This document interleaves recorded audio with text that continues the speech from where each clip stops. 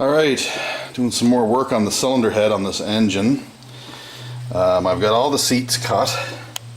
Basically it's a set of carbide cutters and there's a pilot that goes in there and you use it to resurface the three angles. Got them cut. I found that we had two bad exhaust valves. This guy here is bent slightly, so that one's been rejected. And the other one has some hard face material that's off of the valve stem. Right there you can see it. You see that stuff, that pitting? It's off of the valve, so it's been rejected. It's straight, but we're not going to reuse it. So I have two Kawasaki valves coming, two brand new ones. So I'll get those and I'll put the lapping compound in, which is what I'm using right now. Is a very fine lapping compound, and I'm just lapping the valves, and I'll just show you a little bit of how this is done. See if I can find an angle here and just show you basically what you do when you're lapping. So essentially all you're doing is you're putting compound on here all the way around the edge of the valve seat. And try not to get any on the stem because you don't want any of this on the guide. So you put it in here and you just do motions like this.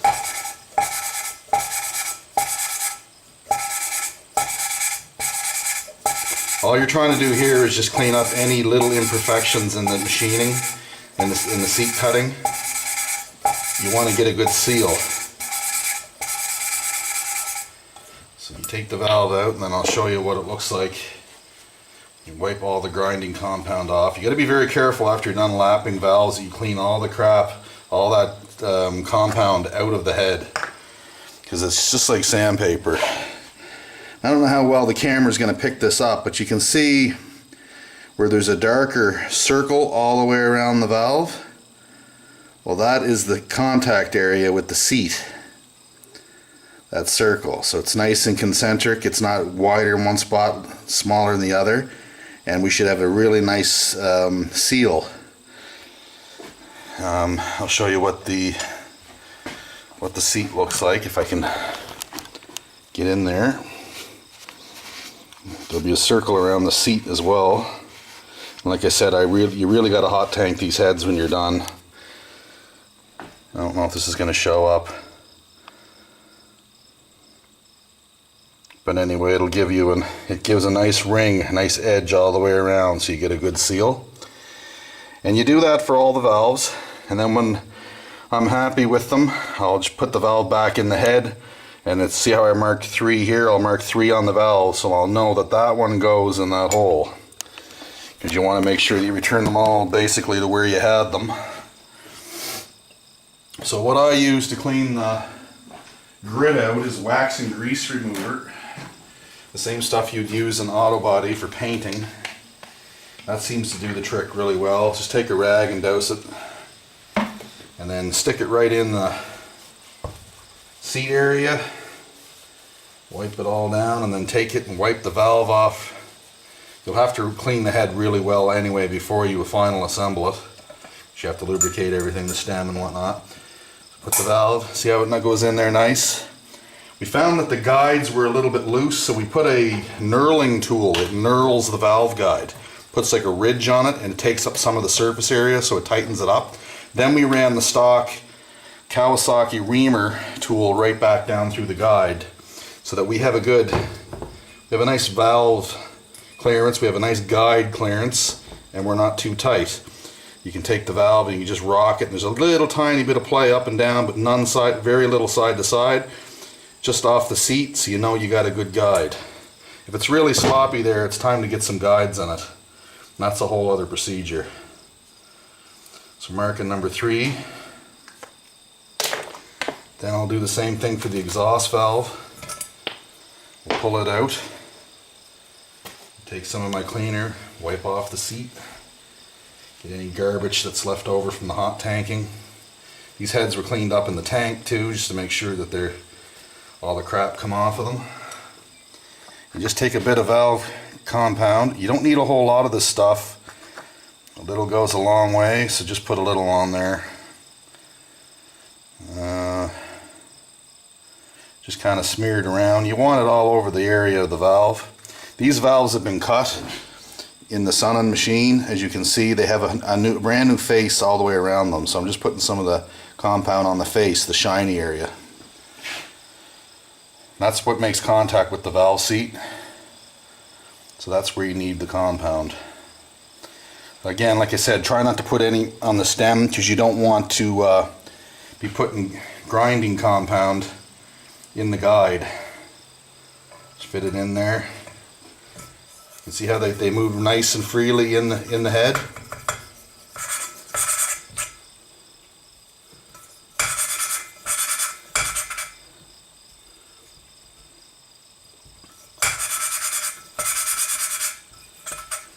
Sometimes the suction cup doesn't suck, or it does suck, so you got to keep grabbing it.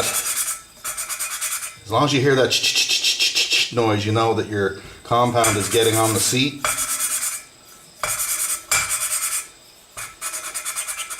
And your valve is moving, and that's what you need to do. Like I said, it gets dirty or slick, just wipe off the plunger, stick her back on the valve. And just do it until you get a real nice circle. You don't have to spend an hour on each valve, just 10 minutes, like 5 minutes even, not even. Just want to have a nice even surface. What you're trying to do more than anything here is to make a good seal. Because the better the seal is around the valves, the more power the engine's going to make,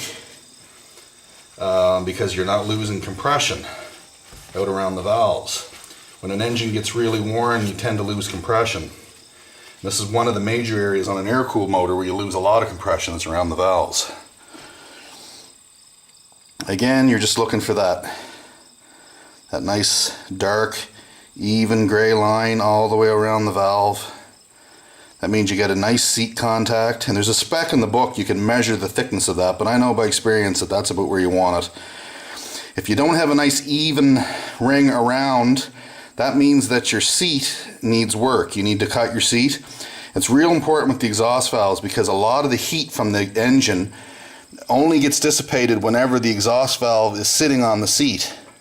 So as you can imagine, the valves are right in the combustion chamber and they're exposed to the spark plug and to the flame and to the combustion pressures and gases. So the only time this valve ever gets to cool off is when it's right on its seat, because then the heat from the valve dissipates into the aluminum. So it helps cool the valves the longer the valve stays on the seat. That's real important when you're changing the lift and duration. You're going to high lift, high duration racing cams where the valve won't be on the seat as often as it would be with a stock grind, because it's a higher lift and a longer time it sits off the seat.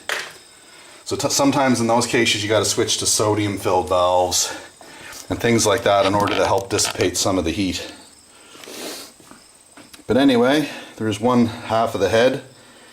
Cylinder 1, 1 and 2, cylinder 2, 3 and 4. And I got to do these 2 intakes, and I'm waiting for 2 exhaust valves to come from the machine shop. I got 2 on order, so I'll pull one of these valves out though and show you.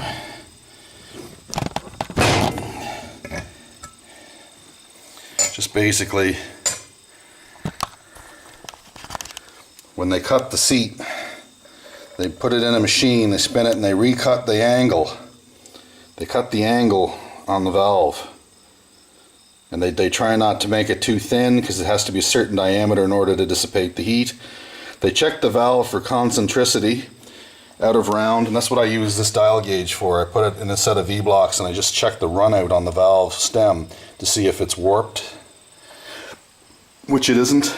The head, we put a machinist rule all the way across here, and we tried to get a feeler gauge under there, and we checked it for warpage, and this head is completely flat, which is good because that's going to help us seal up the head gasket. So anyway, we ordered our pistons. The pistons came in. We've got some 20 thou oversized Japanese pistons, cast, that are going back in. And they're at the machine shop right now getting fitted. And the piston to valve clearance, the book says 2.5 thou to 3 thou. We're setting it ours at 275 thousandths, or decimal 0.275. We want to make sure that we have enough piston to valve clearance so that when things expand, it'll run good. Anyway, right on. We'll have more to come here, so stay tuned.